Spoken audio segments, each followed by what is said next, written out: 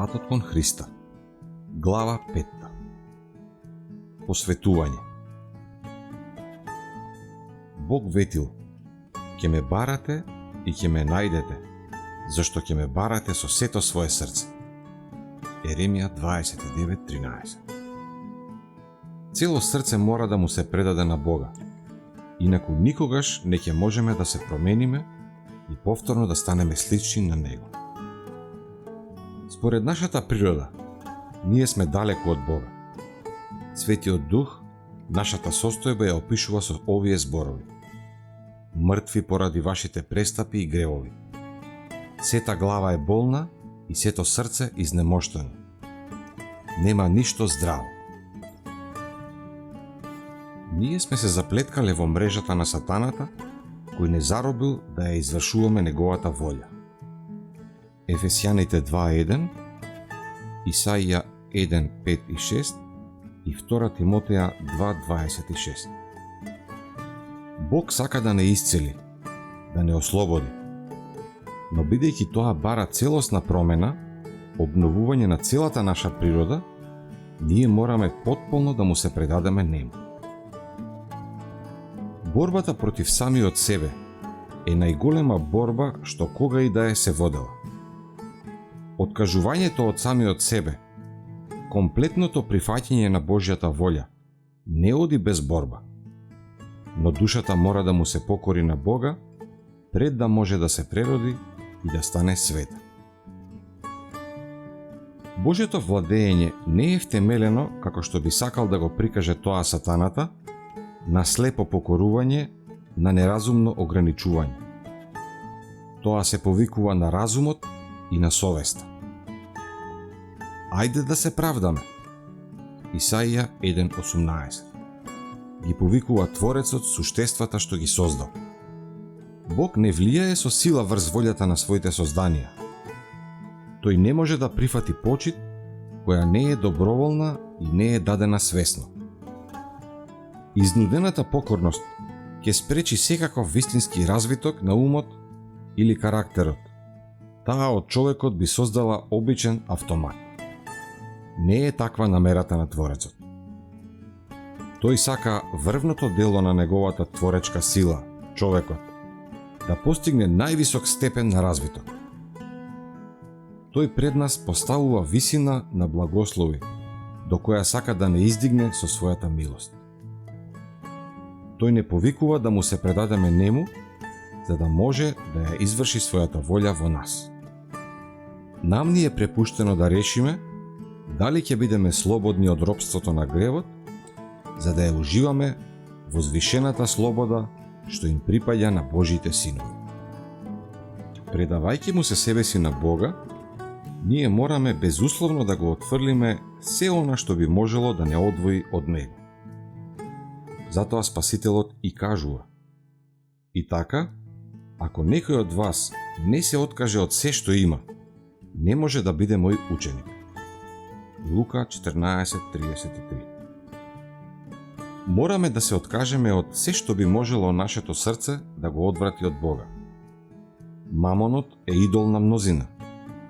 Љубовта кон парите и желбата за богатство се златен синџир што ги врзува со сатаната. Други обожаваат углед и световна чест. Животот исполнет со себично безделничење и неоптоварен со одговорности е идол на трети. Но овие робски окови мора да се раскинат. Не можеме половично да му припаѓаме на Господа, а половично на светот. Ние не сме Божии деца, ако не сме тоа потполно. Има такви кои тврдат дека му служат на Бога иако сакаат сами со своја сила да го држат Божиот закон, да изградат праведен карактер и да се осигураат спасение. Нивните срца не се поттикнати со длабоко разбирање на Христовата љубов, туку обврските на христијанскиот живот ги исполнуваат како услови што им ги поставил Бог за да можат да го добијат небото. Таквата религија нема никаква вредност. Кога Христос живее во срцето, душата се исполнува со неговата љубов и се радува што ужива негова заедница и единство со него. Тогаш, гледајќи го него, ќе заборави на себе. Љубовта кон Христа ќе биде извор на дејствување. Оние што ја чувствуваат силата на Божјата љубов, не прашуваат на кој начин со што помалку труд би можеле да се задоволат Божите барања. Тие не бараат најниски мерила, туку имаат цел да бидат во совршена хармонија со волјата на својот откупител. Со искрен копнеш, тие жртвуваат се и покажуваат интерес што е во согласност со вредноста на целта кон која се стремат. Признавањето на Христа без таква длабока љубов е празно прикажување, сув формализам, тежок јарем. Мислите ли дека да му се предаде на Христа се е премногу голема жртва? Прашајте се самите себе си. Што дал Христос за мене? Божиот Син дал се. Животот, љубов и трпение за да не откупи. Можеме ли ние, иако недостојни за толку големата љубов, да не му го дадеме нему нашето срце? Во текот на целиот наш живот, секој миг, ние сме учествувале во благословите на неговата милост.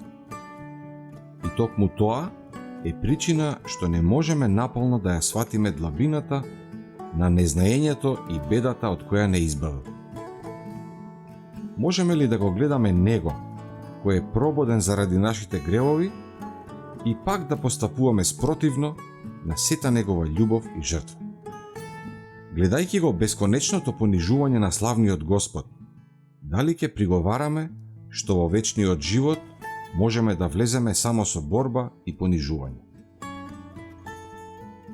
Многу горделиви срца прашуваат: зошто морам да се покаам и да се понизам пред да можам да бидам сигурен дека Бог ме прифатил?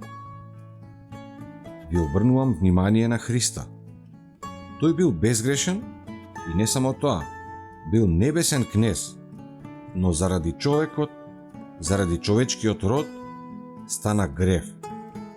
Беше вброен меѓу злосторници, за да ги понесе на себе гревовите на мнозина и да се заземе за злосторниците. Исаија 53:12. Од што се откажуваме ние кога ќе дадеме се?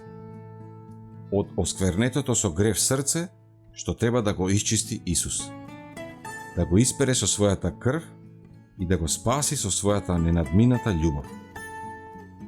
И пак луѓето мислат дека е тешко да се откажеме од се. Се срамам да слушам кога се зборува за тоа. Се срамам да пишувам за тоа. Бог не бара да се откажеме од ништо што би можеле да го задржиме за свое добро. Се што прави, тој го има предвид доброто на своите деца. Сите оние што не го избрале Христа, барем кога би можеле да сватат дека тој им нуди нешто неизмерно подобро од она што самите го сакаат. Најголема штета и неправда човекот и нанесува на својата сопствена душа кога мисли или работи противно на Божјата волја. Нема вистинска радост на патот што го забранил оној кој знае што е најдобро и кој им посакува добро на своите созданија. Патот на престапот е пат на беда и пропаст. Во заблуда сме ако мислиме дека Бог радо ги гледа страдањата на своите деца. Цело небо се труди и сака човекот да биде среќен. Нашиот небесен Отец ниедно свое создание не го лишува од радоста. Божествените прописи бараат од нас да не им попуштаме на оние желби што би предизвикале страдања и разочарување, што би ни ја затвориле вратата на среќата и на небото. Откупителот на светот ги прифаќа луѓето онакви какви што се, со сите нивни недостатоци, мани и слабости. И тој не само што ќе ги исчисти од гревот и што ќе ги откупи со својата крв, туку ќе ги задоволи копнежите на срцата на сите што ќе го примат неговиот јарем, што ќе го носат неговото бреме. Негова намера е да им подари мир и одмор на сите што доаѓаат кај него да бараат леп на животот. Тој бара од нас да ги исполнуваме само оние должности што нашите чекори ќе ги одведат до врвовите на блаженството, до кои непослушните никогаш нема да допрат. Вистински радосен живот на душата постои кога во неа ќе се всели Христос, надеж на славата. Мнозина прашуваат: како можам себе си да му се предадам на Бога? Вие сакате да му се предадете нему, но ви недостигаат морални сили. Му робувате на сомневањето и ограничени сте со навиките на вашиот грешен живот.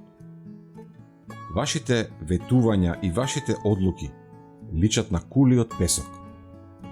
Не сте во состојба да управувате со своите мисли, со своите побуди, со своите чувства. Свеста дека сте ги прекршиле своите ветувања и сте ги изневериле своите дадени зборови, ја слаби вашата доверба во собствената честност и ве наведува на помислата дека Бог не може да ве прими. Но не треба да очајувате. Вам ви е неопходно да сватите колкава е вистинската сила на волјата. Таа е сила што владее во човековата природа, способност на одлучување или бирање. Се зависи од правилната употреба на волјата. Бог му дал на човекот власт да бира и од него зависи дали ќе се послужи со неа. Вие не можете да го промените срцето. Вие не можете сами од себе да му ги посветите на Бога чувствата на срцето. Но можете да решите, да одберете да му служите. Можете да му ја предадете својата волја. Тогаш тој ќе действува во вас и ќе стори да сакате и да го правите она што му е нему угодно. Со тоа целата ваша природа ќе биде ставена под управа на Христовиот дух. Тој ќе биде центар на сите ваши чувства. Вашите мисли ќе стапат во хармонија со него. Стремежите кон доброта и кон светост се добри сами по себе, но ако се запрете само на нив, тие нема да ви бидат од никаква полза. Мнозина ќе бидат загубени, иако сакаат и копнеат да бидат христијани. Тие не стасале дотаму својата волја да му ја потчинат на Бога. Затоа сега и не се решаваат да бидат христијани. Ако правилно ја користите својата волја, може да настане комплетна промена во вашиот живот. Ако волјата му ја потчините на Христа, вие ќе се здружите со сила која стои над сите поглаварства и власт.